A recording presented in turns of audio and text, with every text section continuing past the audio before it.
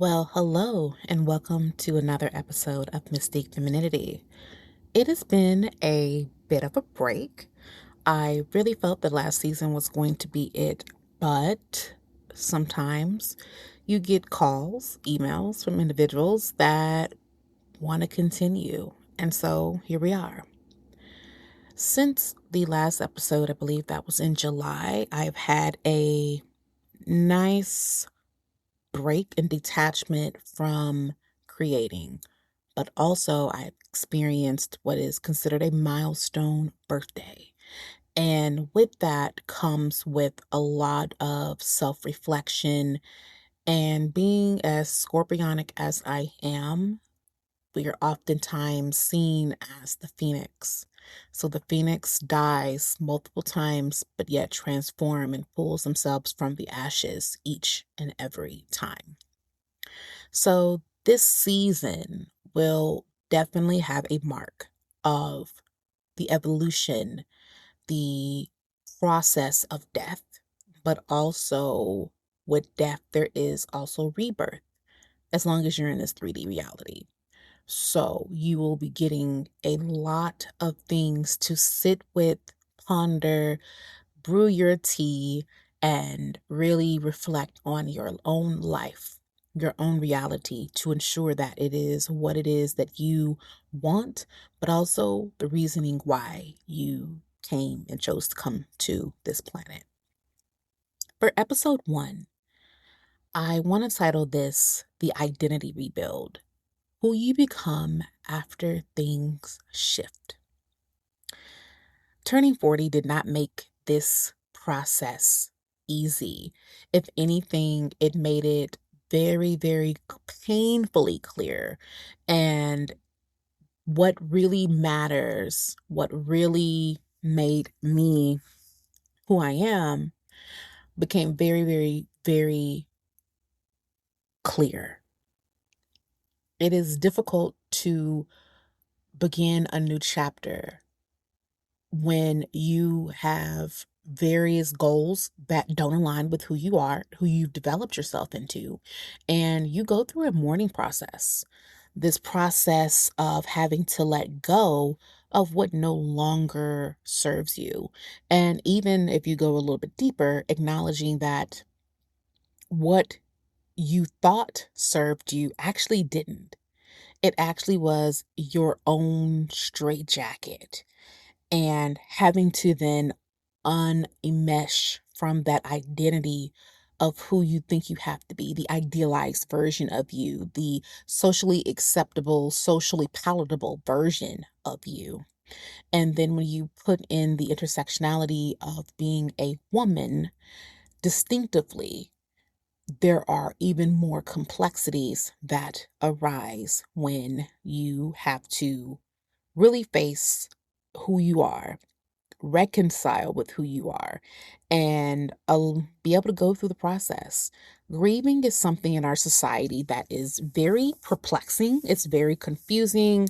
It's quite scary to some degree. The same things that we see with being a woman in the feminine. It is something that you cannot control. It is not something that is a logical stance.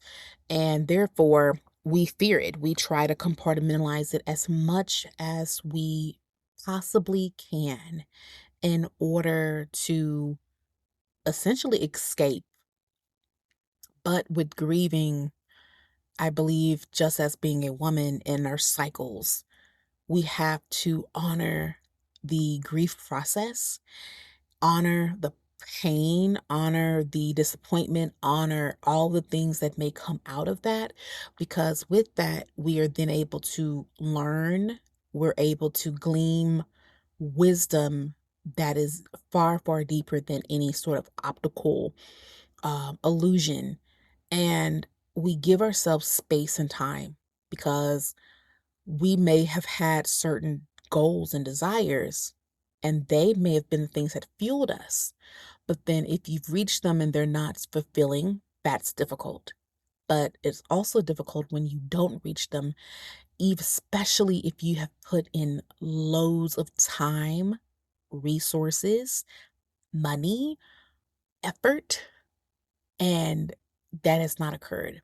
And it can feel, especially if you're someone who deeply roots themselves in achievement, this can be very difficult. So, to get started, how 40 has really truly allowed me to be clear about who I am and essentially what stays in my life and what dies. Coming into 40, you have transformed many times. There are many identities that you have. And some of these identities that we carry, we've outgrown them. There are some women who are well within their 40s and 50s that still try to operate as a good girl when you have birthed children. So you are no longer a girl, but there is still this identity of wanting to be the good girl, not rock the boat, not take up too much space, not need too much of anything.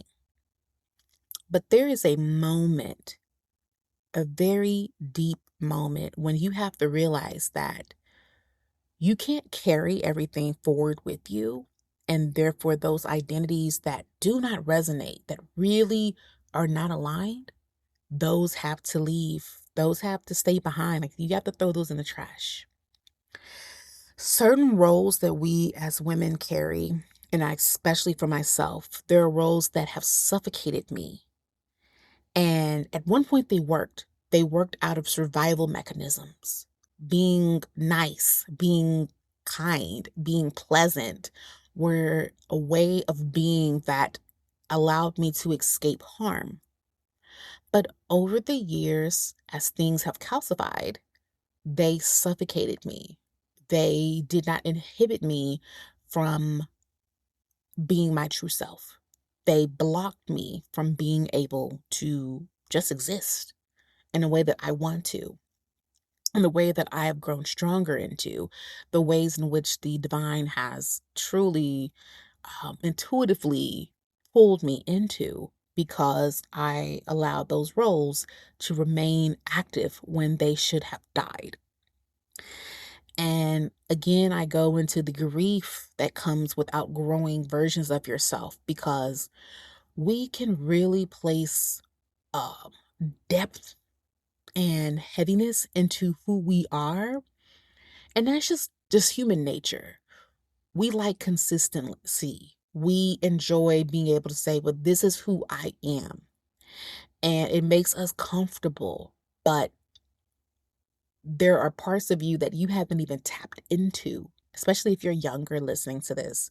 There are many, many, many versions of you that you haven't even, that your mind can't even conceive yet. And they're also, for my more mature babes, there are versions of you that have risen to the surface, but you have done everything in your power to keep those dormant because they scare you. Being fiery, being blunt, being sensual, being sexual, being rageful are versions of ourselves that often we are very scared of. And society and safety, they matter. So it's not to blame yourself or to block yourself. These are just aspects of you that, until you are able to fully embrace, and embrace it not with a space of anger or disdain or disappointment or judgment, but truly embrace the multifacetedness of you, you will struggle. Going into the next chapters of your life, you will struggle in a major way, because essentially you are not able to be as expansive because you're already out of room.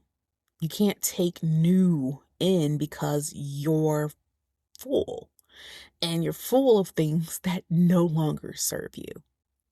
Now, when you think of your identity, for some, so we always have our girl bosses out there. So your career identity, your relationship dynamic. So you may want to be the good girl, the girl who's the girl next door who's soft, and she's like one of the guys and she's easygoing, when you actually want something that is extremely deep, penetrative to your entire being.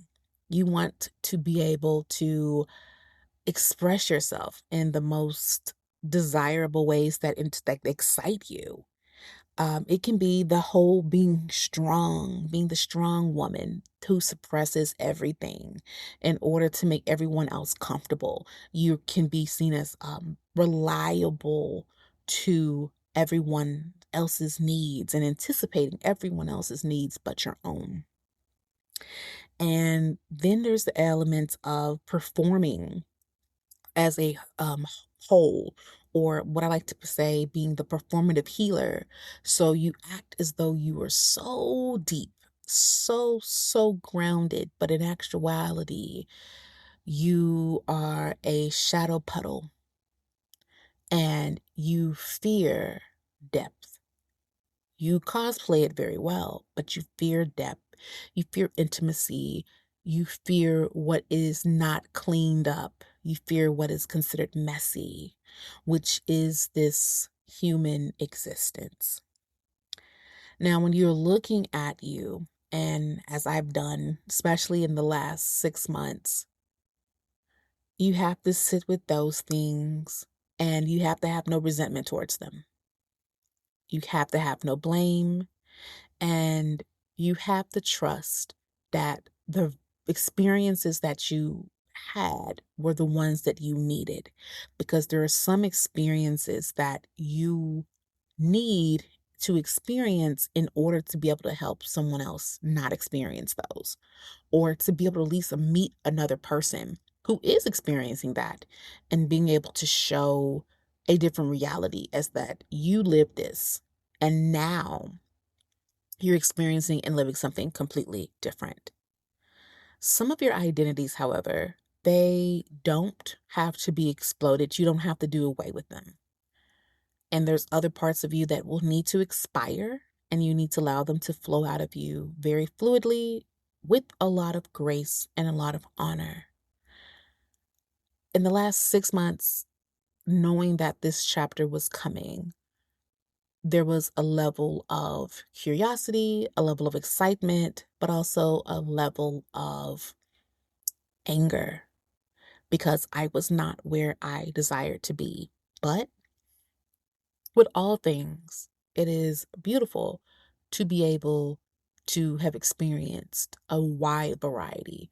I can say what has worked, I can say what has failed, and I can also take what is considered a failure and help others in my other work to not repeat those cycles.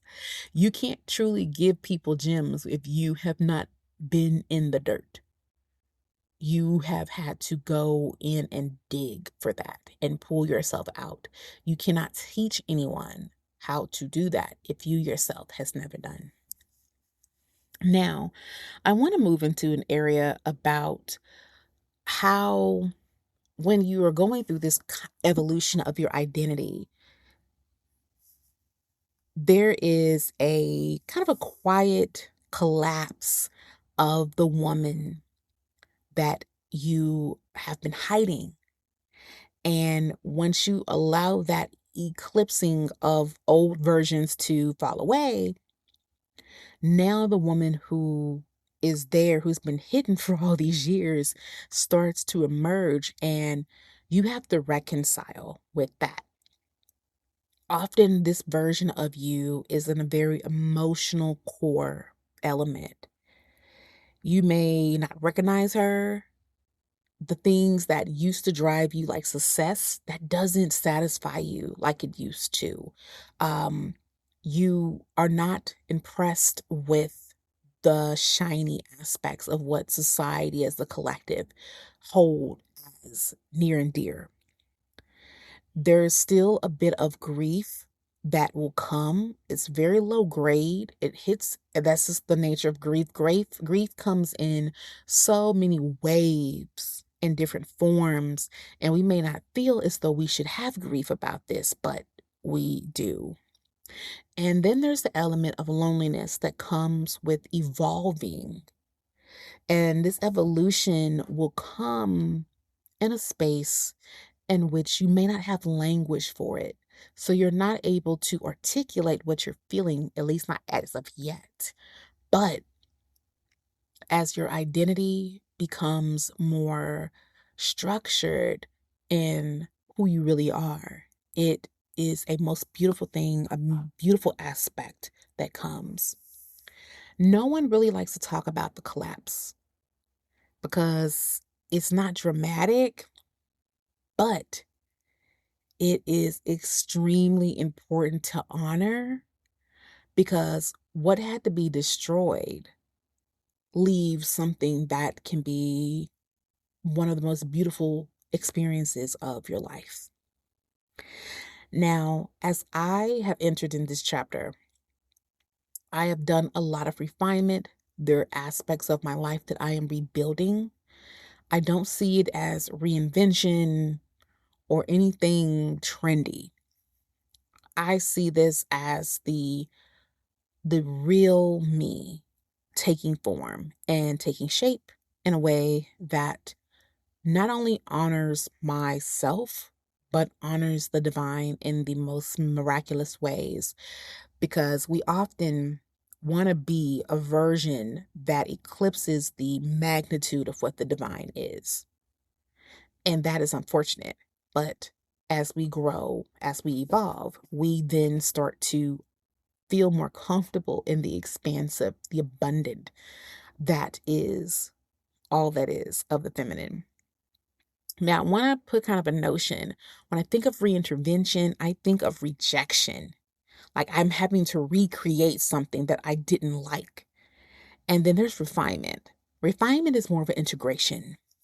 I have mentioned on this podcast a few times that we need both the masculine and feminine aspects. And so now with this new emerging for me and for most women who are at least tapped into their intuition, there becomes that good girl aspects goes away and it becomes that woman. And the woman is not one dimensional. She is very multifaceted. There is rage, there is beauty, there is sensuality, there is there's power, there's strength. And it's not this linear being, it's everything in one form. You're able to tap into areas that typically our society shuns for a woman to experience and express, but it is required for you in order for you to be. Now, also, I want to note that rebuilding doesn't mean you have to become someone new. They may be a new version of you that you're not aware of, but if you really sit with her, she's been there the entire time. We have just been incentivized to not acknowledge her. We're not erasing our past, and to some degree, we're not burning bridges. Now, there's aspects of you that you feel that need to be bridge burned by all means. You know, the extra needy versions of self. I am okay with letting those burn because those don't serve me and they don't serve society. And it inhibits the magnetism that I have for what I desire. And I would never have to beg or people please. But I also can give reverence to those pieces because in a society in which you're trying to survive, those aspects will come. And again, those aspects have been rewarded. Now, as you go through and evolve, you will begin to start looking at yourself in a way that feels wonderful. You're able to embrace elegance in a way that does not feel performative. You're returning to what is the true version of you. And I will say that being in the most aligned, true version of self means that you can operate so much more efficiently. Having to mask, having to put on a show takes effort. Like you're not Beyonce on tour. That takes effort, takes a lot of effort versus you being able to just be. When you're able to just be, you don't have to think so much.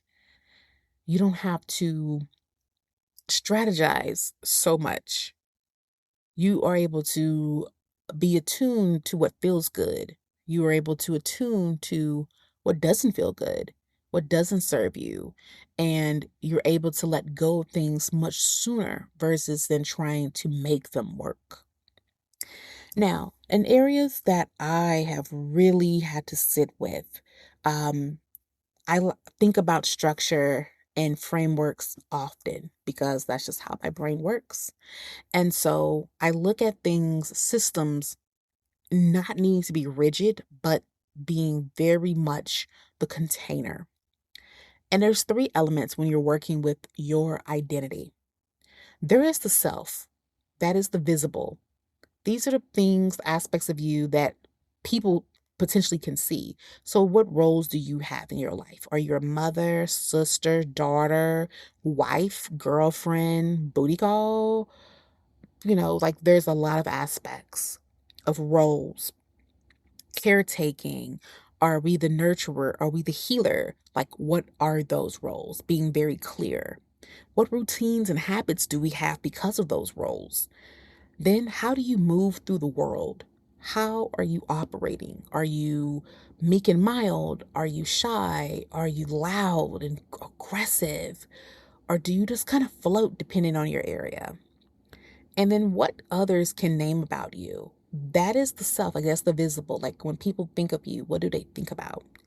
And I want to leave you with a thought of like which roles that you have, what ones feel heavy? And also what roles make you feel light, that make you feel re-energized? And then what are you maintaining out of habit? Not out of alignment, but out of habit. What is it that you do because if I don't do this, XYZ will be upset. If I don't do X, then this will happen.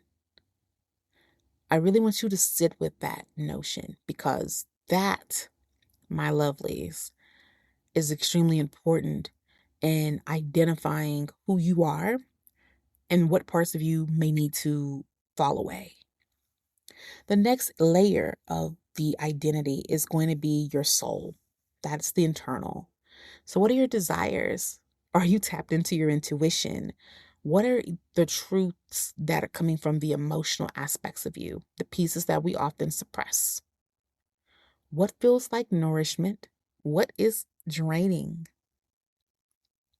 This is a hard area to unpack because sometimes the things that we think are nourishing are actually not. But it's just been done. We have made ourselves to believe that because it's easier. And often those are the areas that we might have to throw a grenade at in order to actually make some moves and changes. And then things that drain us, that also can be very difficult because there can be activities, behaviors, habits that we do that we are just so out of touch that we don't even notice that they drain us. And then where is pleasure and resentment live in your life, in the internal? Do you even know what pleasure is to you? Now, pleasure can be something quick and easy, but often I like to think about pleasure as something very sustainable and deeply gratifying, something that you can just think about and reminisce in the most fun, exciting way. Then there is elements of resentment. Resentment is a very difficult aspect as well because we typically don't have language for what we're feeling, but it's there. There's a force that we have about it. There is aspects that we may even say we hate. We may have had to be strong. In my own life, I have had individuals try to encourage me in their way and say, well, you're just so strong. Look at all that you've overcome. And in my younger years, that was seen as okay. But as of today, if someone says that to me, I am very distinct in responding that I don't need to be reminded about how strong I am. The strength that was developed wasn't developed out of my own volition, but out of survival. It's different. And we can resent the fact that we've had to be strong. We've had to figure it out on our own. That others that we may have seen have been able to be rallied around and supported.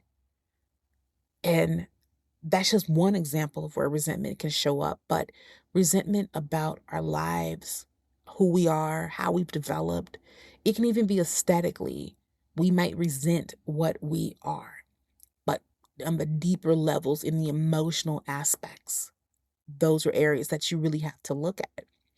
And as you do, I want you to ask yourself, what do I want that I've been minimizing? What do I want that I've been minimizing? It could be something about pleasure that you've been minimizing and saying that you're okay with where you are, but in reality, there's something more that you want. I think of sensuality, especially in this era, because as much as women have evolved, we still are very stagnant. And the thought of pure pleasure, pure sensuality, not being in a way of how it may be perceived by a man, or if you're into babes, that way as well. But we minimize what we really want. And I want you to really hold on to why. And then another aspect in the soul area, where are you betraying yourself quietly? But also, where are you betraying yourself out loud?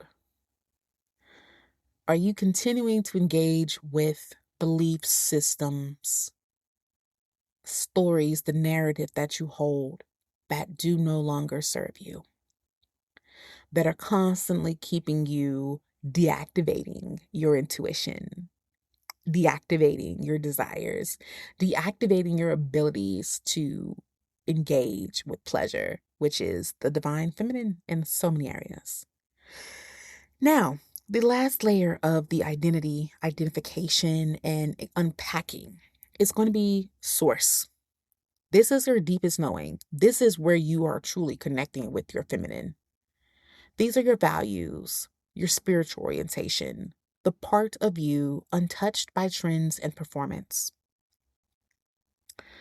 What remains when everything else falls away?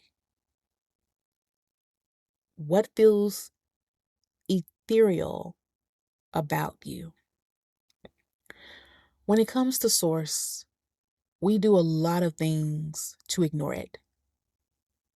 We do a lot of behaviors and habits to disengage with it because it feels so powerful but overwhelming. When you're looking at yourself, looking at it through this 3-layer lens, I really want you to understand each area of you and do it with honor and do it with respect. With the source area, though, I really want to hit on the fact that you do not start at source to escape your life. This can get really messy. This can go left really fast, and we are in a 3D reality, so we need to be remain grounded. And that's why it's the self, the soul, then the source. Because your self is interacts with the 3D. That's keeping you very grounded, very much in like where you are today, listening to this podcast, and you'll be sharing this podcast later with your friends. That's in the 3D. It keeps you very grounded because it can get real hectic real fast to just operate out of the spiritual realms. Your touch with source helps you to reorganize your life with integrity so that you can really live, so that each area of you can really bloom and flourish in a way that it should. Now, to wrap this thing up, because I don't like to be on here long, how do you build without burning your life down? I want to offer you just a little bit of reassurance and some principles. I want you to slowly, with honesty, look over your life Instead of trying to do sweeping, dramatic changes, as you're looking at those 3 layers of self and your identity, do those slowly. Identify those with time, with grace, with mercy, because that's going to be very helpful. Focus on micro choices. I just wrote a blog that'll come out in January that is about microdosing, but microdosing discipline. And the same can apply here for microdosing your decisions. Instead of making sweeping declarations about how you want to elevate and really stay true to who you are, really look at those aspects with understanding. Be very focused about your boundaries before making bold moves. Because when you begin to really look at your identity, there are people who will be impacted outside of you. And you have to be very firm with those boundaries. Especially if you want to continue engaging with those people. Boundaries are not, as much as they are sensationalized today, they are not this catch-all to escape accountability and to try to make other people act a certain way. Boundaries are a way in order for you to engage with other people and be in a safe way for both you and that person. Now, if they can't respect that, then politely burn that bridge, set it afire. But if not, having boundaries set very firmly while you begin to peel away areas of old identities that will help you evolve. Now, practical ways to do that is going to be changing how you relate with the world, with people, adjusting how you flow, but not abandoning your responsibilities. Being in this evolution in the past 6 months, knowing that I was entering this new decade, there were aspects in which I just wanted to not have to deal, but bills still come up due. And until you're at a place in which your life is in a different space, there are things that you will still need to do that in order for you to be where you want to be. And I will also say one of the aspects that I really felt very firm about, and I think the divine purposely made it this way, is that you will need to speak less. But when you speak, it's more truthful. Before the top of the 6 months, I was removed from all individuals that I worked with. And therefore, I was left to my own devices and knew no one. And when you are not in an environment in which you know, it makes it very difficult to share. So it made it very, very much, I had to sit with all the aspects of me up to this point to be able to reflect, to unpack, to release, and move. And so now when I speak, these are things that come from a deep well of truth, but a more pristine, clearer version of my true self. Now, I want to bring us home things that are very much in my mind as we go through these seasons of episodes. Intimacy is a very uncomfortable term, but intimacy is where we grow close, where we expand, and where we find love. And intimacy is not always about another person. It's also intimacy with self. And in this world, we are very, very intimacy deprived, especially with ourselves. We are very scared of our own self and getting close because we may not like what we see. And then bears a question as to why you don't like what it is that you see that is you. As I wrap, I want to make sure you understand that if you are reaching the age of 40, or maybe you're already in there, or maybe you're just a babe who is a little bit of a head start person, wherever you are, you're not behind, you're not broken, And there is a great joy to be able to refine, because to refine means you've actually like added some things to yourself to be able to do.